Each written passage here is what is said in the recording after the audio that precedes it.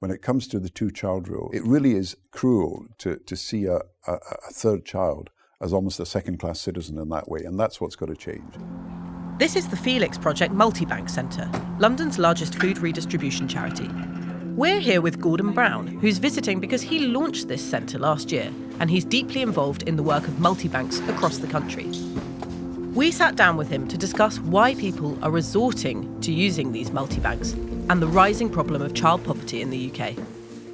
Thank you so much for joining us. Pleasure. We're speaking in the Felix Project Multibank. This is the first of its kind in London. You were involved in its launch. Can you just explain to our listeners briefly what a multibank is? Because some may not have heard this phrase. Well, there's 6 multibanks in almost every region of the country. You know what a food bank is, but this is a food bank, clothes bank, toiletries bank, bedding bank, furnishings bank, baby bank, all rolled into one. And what we're trying to do is meet the holistic needs of a family. And we're trying to be a springboard out of poverty, not just a safety net for people when they're in poverty. So people can perhaps make do on the budget with some food, but they can't afford things like soap and shampoo and toothpaste. They certainly can't afford furnishings. And we've managed to get a lot of bedding, which is really helpful to people, particularly in the winter. And we've managed to get some furnishings that enable people to furnish their homes, for example, if they're moving, if there are refugees coming to the country, if there's been domestic violence and a mother has had to move out quickly. We can help in these situations. And when you actually see, at the opening of our Welsh multibank, it was incredible because a young girl had got trainers. For the first time, she had something that wasn't secondhand, and she'd been bullied and humiliated at school, really because she didn't have these kind of goods. And you could just see the smile on that girl's face for getting something that was new for the first time. When we opened our multibank in Wigan, a father came in with his son who was 16, and he just said, "I can't afford to keep my son anymore," and just walked out. And the son was in a flood of tears. But we were able to help the family.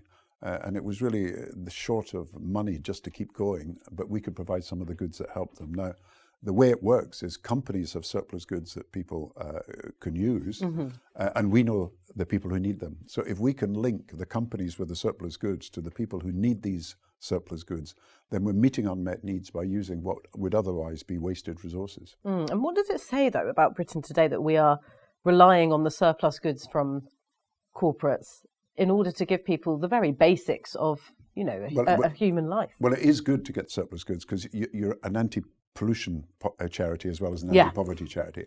So it's good that they're not landfilled or incinerated or wasted. But you're right. I've been going around the country to open and to be part of these 6 multibanks that have been created. And we've now given out about 7 or 8 million goods. And the truth is that Britain is more divided than ever. These last 15 years, it's the long tail of conservative austerity that has pushed more and more children into poverty. So we've now got 4.5 million children officially in poverty. Now that's a huge rise in the last few years, and it will continue to rise because of predetermined, post-dated policies that the Conservatives introduced. So every year until 2035, if nothing changes, more and more children who are born will be born into poverty, and the numbers in poverty will continue to rise. And that's why I hope the government's Child Poverty Review will report and do something about it. But that's why also 1 million children will be trying to sleep tonight without a bed of their own. They'll either be sleeping on the floor or they'll be sharing a bed or sleeping on a settee. 3 million children are having to skip meals because they don't have enough food. Now, this is not the country we want to be.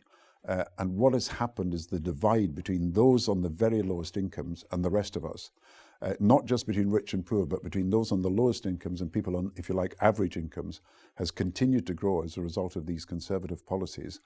And that's why, in addition to the government introducing a higher minimum wage and, of course, taking action about deductions on social security benefits, we're hoping that the Child Poverty Review, which is a report soon, will address these questions. Yes, well, I actually wanted to ask you about that. I did wonder, do you have much insight into that review process, and have you been involved in it, and if so, how? The good thing about the Child Poverty Review is it was set up immediately after the election. It was a Labour manifesto commitment. They say in the manifesto as a party that they want to end the need for food parcels. So that is one of the issues that obviously Felix, which is a food charity as well as a non-food charity now, wants to deal with. And they invited people to submit evidence. So I have submitted evidence. I've published it this week. All the evidence that is submitted will in the end be published. And what I'm really saying is on every indicator, now whether you choose a destitution standard, which is really people on the lowest possible income that neither have a house or nor some other basic amenity like access to food, the numbers who are destitute or nearly destitute have risen amongst children. The numbers of people from the dignity threshold, that is, what is it that really is needed, not just to escape poverty, but to have a dignified lifestyle, to have the sort of lifestyle that most people would expect would be the minimum. And then you have also a measure of assets as well as of income, which has been done by a Conservative peer, Lady Stroud, the Social Metrics Commission. But on every single indicator we have, child poverty has risen dramatically over the last few years. And it's partly because the Conservatives made a decision to put 1 million more children into poverty over the next 20 years as a result of the two-child rule and then as a result of the benefit cap. And that's what the Child Poverty Review is addressing. It says in its remit that child poverty has got to fall during this Parliament. And of course, at the moment, unless things change, it would rise to about 4.8 million, which is a huge figure, a third of the country, half the children in Birmingham, half the children in Manchester, 75% of the children in some of the poorer areas of these communities and the industrial towns. And so we've got to do something about it. And that's what the Child Poverty Review, I hope, will address. Okay, and in the interview that you gave our colleague Kate Mossman in last week's issue of the New Statesman, you said you were still hopeful that the government will take the action in the budget, probably in November, to prevent a rise in poverty. Are there specific announcements that you are hoping for in that budget? Well, I've submitted evidence, and I think that we've got to deal with this rising poverty by getting the numbers down. And I think the government should set a target each year for the next 4 years before the election that they will get the numbers down. And I think that's one of the things they can do in this Child Poverty Review. Okay. The second thing is I'm sort of practical. As a former Chancellor, I know you've got to fund these measures. Yeah. So I've put forward proposals not just that we deal with the problem of child poverty, but that we actually have money to fund it. And I've proposed 3 means by which it can be funded. One is gambling. The tax on particularly online gambling is far lower in Britain than in other countries. It's lower even than most of the countries in Europe, far lower than Germany, which is a very high rate of online gambling tax. It's actually lower than New York and the states in America, even Delaware, which is regarded as a tax haven. It's got a higher rate of tax on online gambling. So there's something gone wrong here, and the gambling industry is mainly offshore, but you can tax it because online gambling can be taxed at source.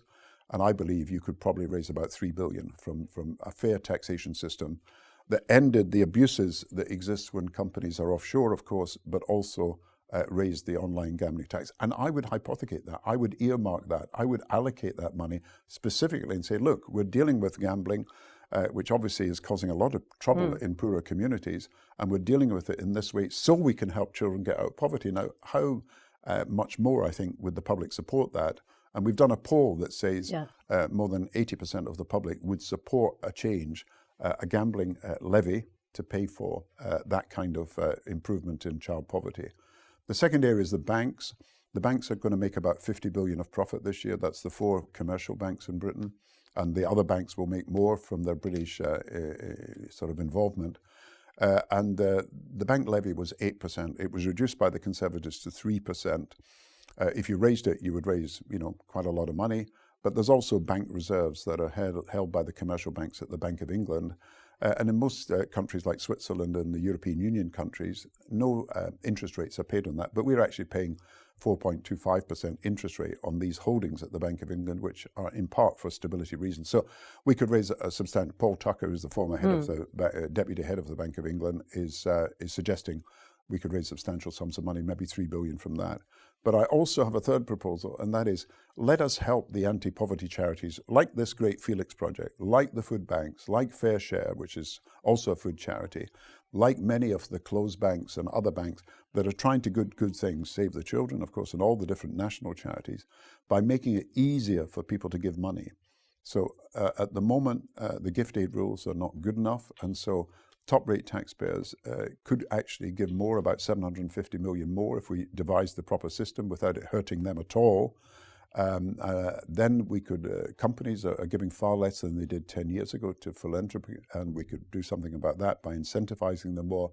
And we want a 1 billion social impact fund. And a social impact fund is where you get social entrepreneurs and investors to put the upfront money in, and you pay that only by results. So we can invest in children's projects like youth zones, like the multi-banks, and when you see the results, the government could pay 5 years on the basis of the results. And that would raise another 3 billion. So it really is possible to do this without breaking the government's tax commitments at the election. I understand that these are what they wanted to stand on, and equally not breaking the fiscal rules, which of course is something that Rachel Reeves is obviously right to be concerned about. So we could raise that kind of money to do something about child poverty. But the great thing is that the public, according to the polls that we're publishing, support not only the banking and gambling tax, but support us doing more about child poverty, because they do think it's a moral issue and not just an issue about investing in children for our economic future. Yes, and something else I was wondering that if you'd like to see in the budget is the removal of that 2-child limit that you mentioned earlier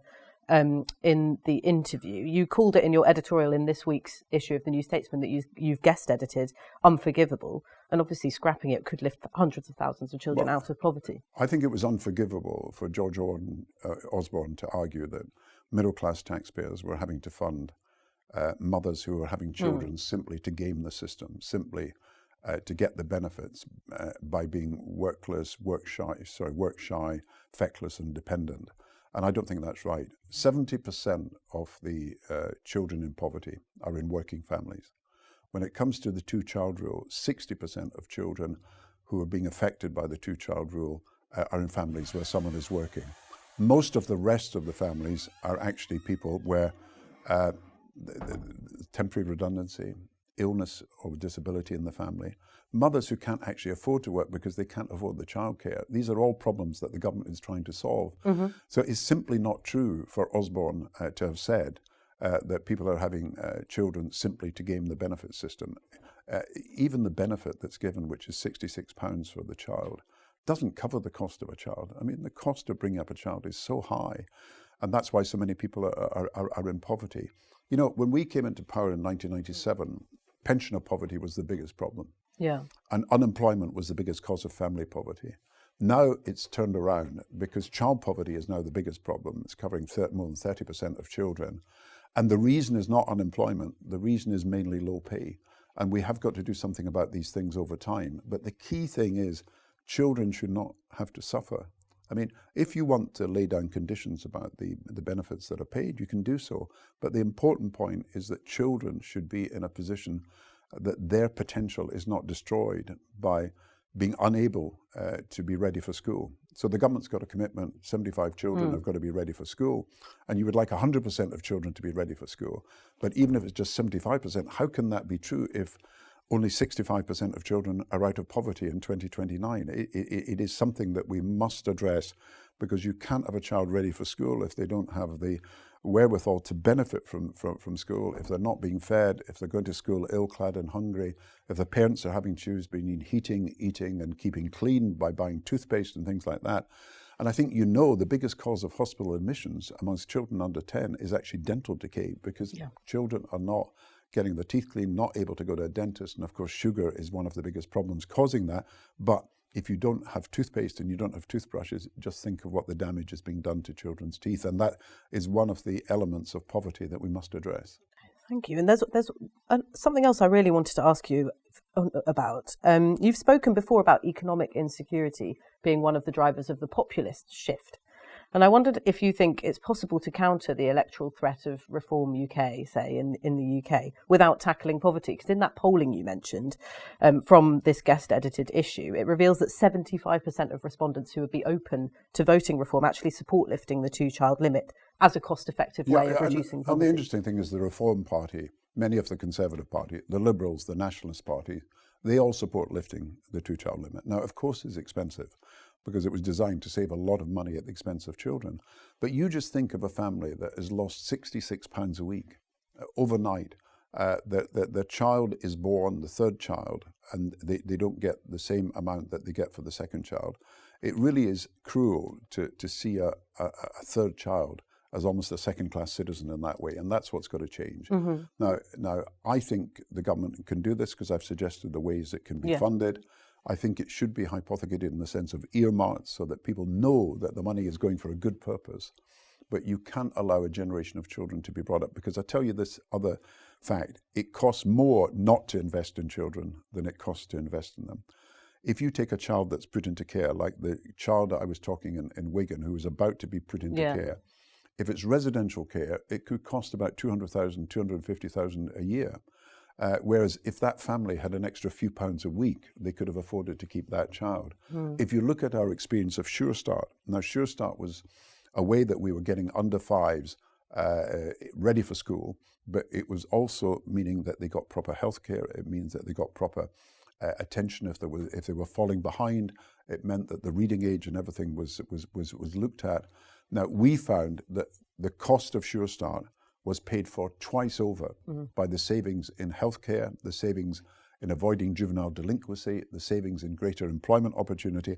And we found that each sort of Sure Start participant was getting far better qualifications in the area in which the Sure Start Centre was than in other areas in the same town. And so Sure Start was actually an investment that cost less because we were saving so much money from expenditure on healthcare, juvenile crime, employment opportunity, and everything else. And educational qualifications were improving, and that's the future you want for our children.